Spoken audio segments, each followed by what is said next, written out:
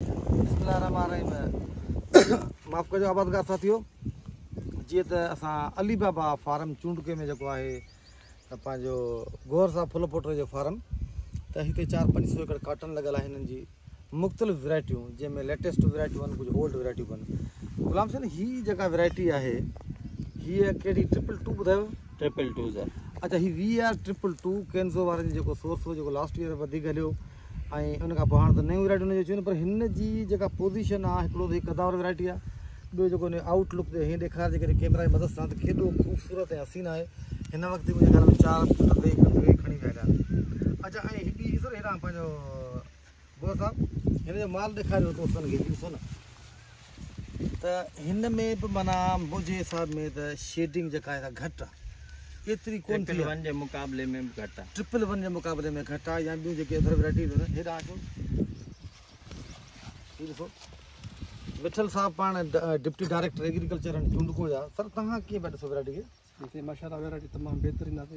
जेका हेठि वो बाल वग़ैरह बि ठहिया आहिनि, उनजो तादाद बि वधीक आहे, उनजो बाल बि मेच्योर थी विया आहिनि, मथे बि बाल मेच्योर थींदा पिया।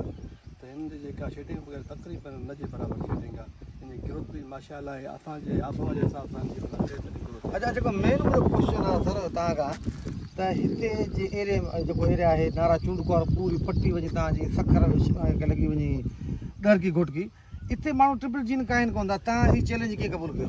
सर असांजो ट्रिपल जीन वैरायटीज़ 2023 में करण जो ॾाढो शौक़ु हो। मुंहिंजी पोस्टिंग्स जुडो, मीरपुर ख़ासि, सांगड़ साइड रहियूं आहिनि। तव्हां दोस्तनि जे फार्मनि ते आया हुआसीं, पोइ असांजी ऐं फार्म मैनेजर जी गुलाम हुसैन जी डिस्कस खां पोइ असां हिन साल 300-350 एकड़ में ऑलमोस्ट 90% जेको असां काथो आहे उहो ट्रिपल जीन काथो आहे। हिन जा जेके करेक्टरिस्टिक्स आहिनि तव्हां दोस्तनि ॿुधाया, असीं तव्हां खां सिखियासीं, ॾिठासीं, ॿुधासीं।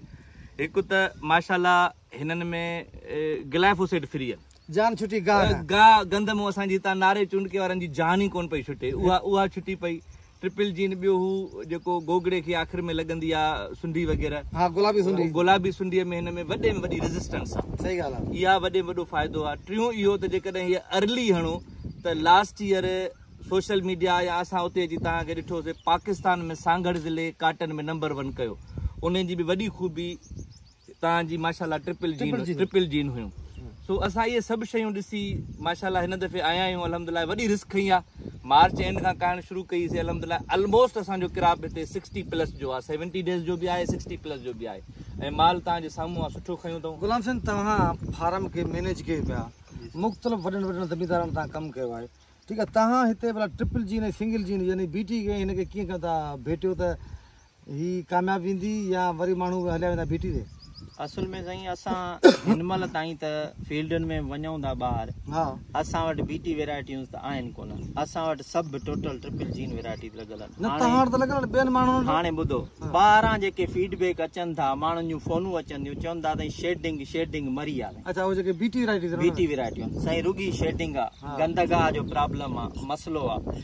असां वटि 50-50, 60-60 गोगड़ो मेच्योर थी वियो आहे। माना असां हिन महिल 25 मण 30 मण ते तक़रीबन बीठा आहियूं। माण्हू हिन महिल ताईं फ्रूट बचाइण में परेशान त इनखे झलियूं कीअं, रोकियूं कीअं, इहो वॾो फ़र्क़ु आहे। बहरहाल दोस्तों वॾो चैलेंज माना हिननि कयो आहे। हिन इलाइक़े में वाक़ई 1 एकड़ 2 एकड़ माण्हू लॻाया थिए, बाक़ी माना घणी कोन लॻी हुई ट्रिपल जीन। ऐं गौर साहब फुल पोटर जेको आहे हिकिड़ो चैलेंज क़बूल करे ऐं हिनखे बिस्मिल्लाह कई ऐं अलाह पाक हिनखे वधाईंदो। 222 जे बारे में ॿुधायो। 222 जे बारे में मां हिकिड़ी ॿी ॻाल्हि ॿुधायां त हीअ कदावर वैरायटी आहे, हल्की ज़मीन में बि सुठो परफॉर्म कंदी। हा, कद करे वेंदी। इन लाइ हिते असां वटि तक़रीबन मिक्स ऐं वारियासियूं ज़मीनूं आहिनि, उन लाइ बि इहा बहितर रहंदी। इन फ्यूचर इहो बि ॿुधाईंदा ऐं तजुर्बो थींदो हिते असां वटि, इंशाल्लाह। ठीकु आहे, थैंक यू दोस्तों, महिरबानी।